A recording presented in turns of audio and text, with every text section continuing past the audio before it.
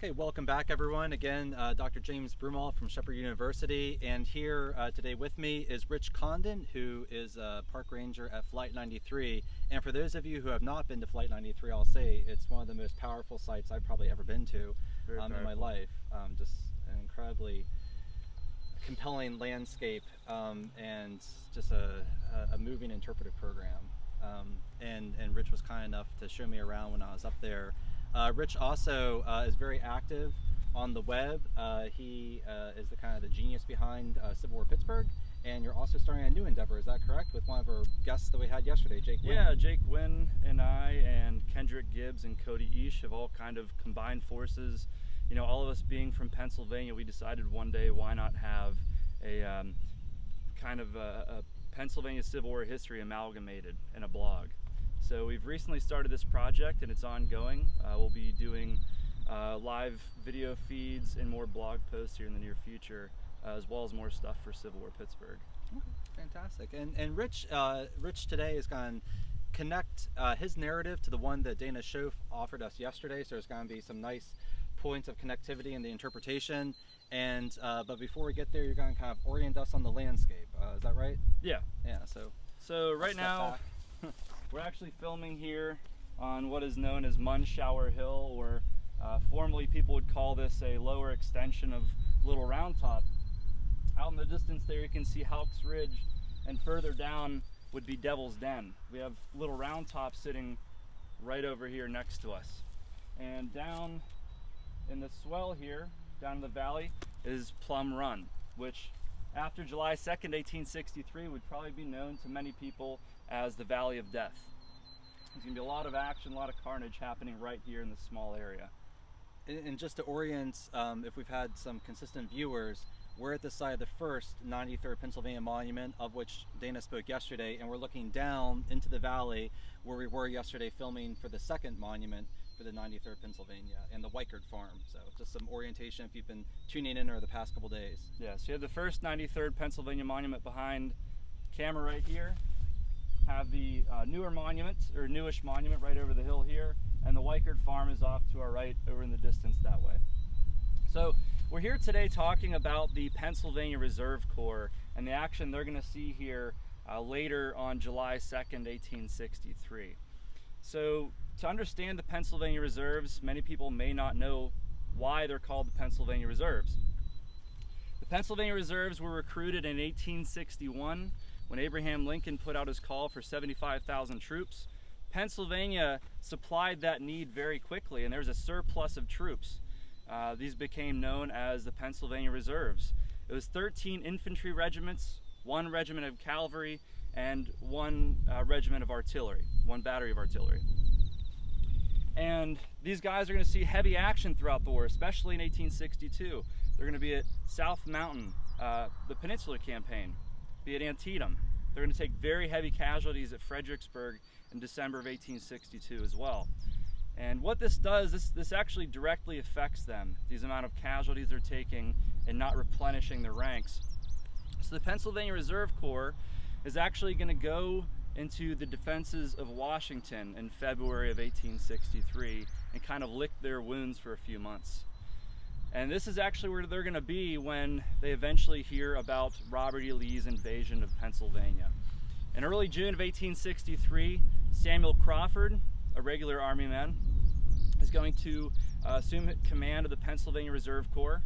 And as these men start to learn that Robert E. Lee is moving further north into Pennsylvania, into their home state, some of these guys actually start to petition to rejoin the Army of the Potomac.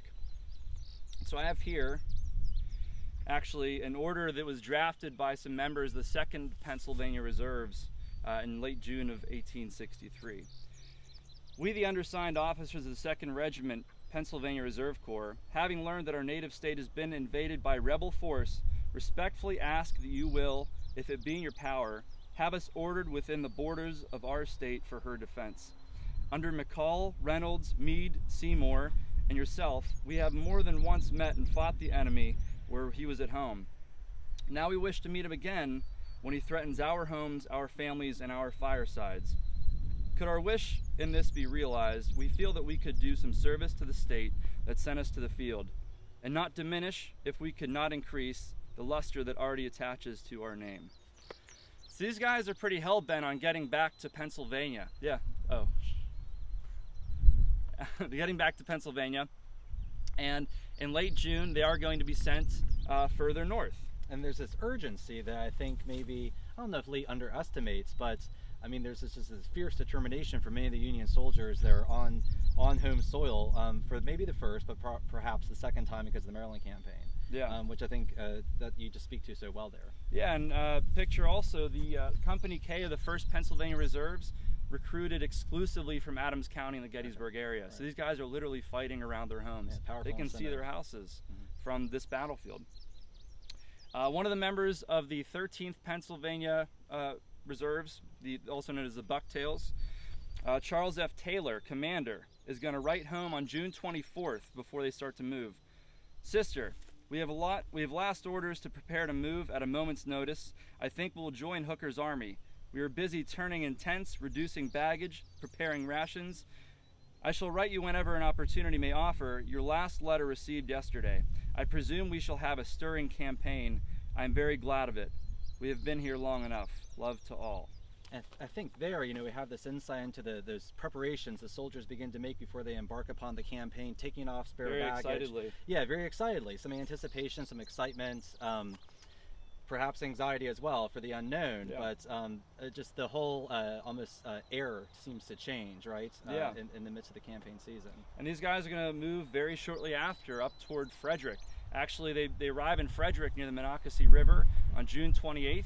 Just as General George Meade is taking command of the Army, who is the former commander of the Pennsylvania Reserve Corps, ironically. So they're going to be placed under the command of George Sykes's Corps, the 5th Corps, and that's who they're going to be under when they're fighting here at Gettysburg. On July 2nd, 1863, the Pennsylvania Reserve Corps and the 5th Corps are going to arrive here in the field late morning, early afternoon, out near the Baltimore Pike. And it's actually there where they're going to receive orders to come out to this spot. You can kind of see out in that direction on the northern face of Little Round Top. They're eventually going to form up at that point. Their commander at that point, Samuel Crawford, is going to line them up on that side of the hill, and it's there where they see the situation quickly devolving here in the Plum Run Valley, where they see their own men starting to run back in their faces. Men of Dan Sickles' 3rd Corps are retreating through. The U.S. regulars who are out in that distance over there are starting to retreat through, and they have Confederates hot on their heels.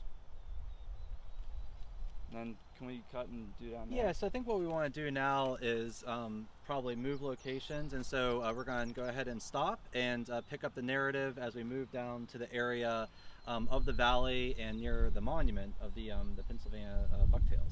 So thank you all very much for tuning in on this segment, and we're going to pick it up in just a couple minutes' time.